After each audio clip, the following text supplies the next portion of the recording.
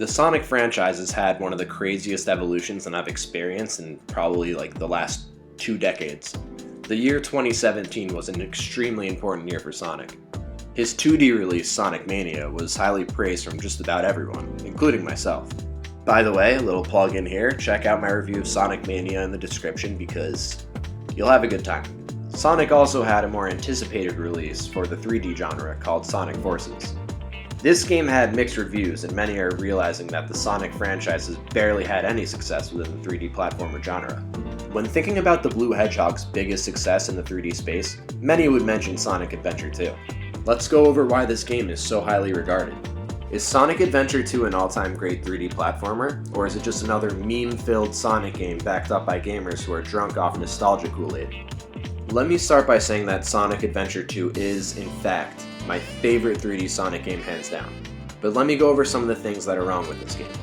The biggest complaint that I have with this game is that 1/3 of the game is actually a Sonic game. With all the playable characters that you're forced to use, we're not always familiar with the classic platforming that we're used to in the old Sonic days. It's more than okay to expand your gameplay, but if that alternate gameplay sucks, then you're going to be in trouble. The Tails and Eggman sections are clunky combat sections that take absolutely no skill. The levels are poorly designed and the controls are god-awful. It seems like this serves more of a filler than anything else. The Knuckles and Rouge sections are actually not horrible at all. I mentioned in my Sonic Mania review that Sonic games thrive through exploration just as much as they thrive through speedy platforming sections. Knuckles and Rouge go through treasure hunting levels, and their goal is to explore and find pieces of the Master Emerald. My issue with their levels is that they don't really provide any challenge. Knuckles levels get bonus points for the badass jazzy hip-hop tracks. When I was a wee lad, I would literally just go into those levels to listen to the music. The Sonic and Shadow sections are what make Sonic Adventure 2 a great game. I wouldn't say these levels are incredibly designed by any means, but I think that this Sonic game controls the best by far, and that it's the controls that make this game the undisputed 3D Sonic champ. Sonic naysayers will forever and always argue the fact that there are too many sections where you hold the control stick forward and you're not even doing anything, but the game makes it look like you're doing cool stuff. The thing is, I don't really have a retort. They're right. That doesn't mean that Sonic is a bad game though, it's just different from other 3D platformers. The Sonic and Shadow levels are not that difficult up until the final levels, but I wish that there were actually more levels like the final space levels because I feel like they were the most well done. When you dig a little deeper, they're actually very reminiscent of how 2D Sonic used to work. The final Sonic and Shadow levels take all of what makes Sonic great and throws it all into one level.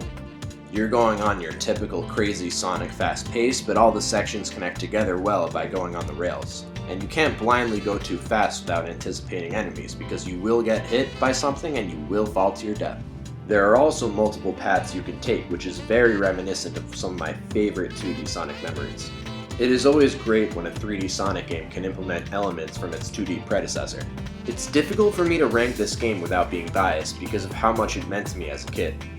I really feel the argument for both sides of the Sonic spectrum. I still do believe that Sonic Adventure 2 is the best 3D Sonic game, but I don't know if that necessarily means it's one of the greatest 3D platformers.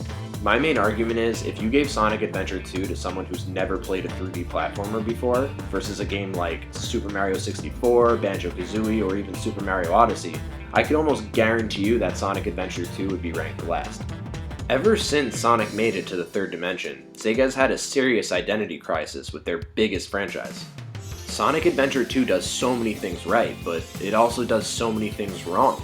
If they were able to just give us more Sonic, I think that this would be an all-time great game, but there's just not enough actual Sonic gameplay for me to justify that.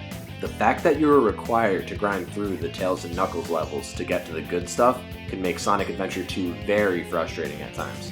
Be sure to let me know in the comments your favorite 3D Sonic game. I know Sonic Colors is up there as well as Sonic Generations. If you disagree with this video and hate me, let me know that as well, because I know there are some crazy Sonic fans out there and you all think this is the best game ever. I'm there, I get it, I love this game too, I still do, but you gotta pick out the flaws, man.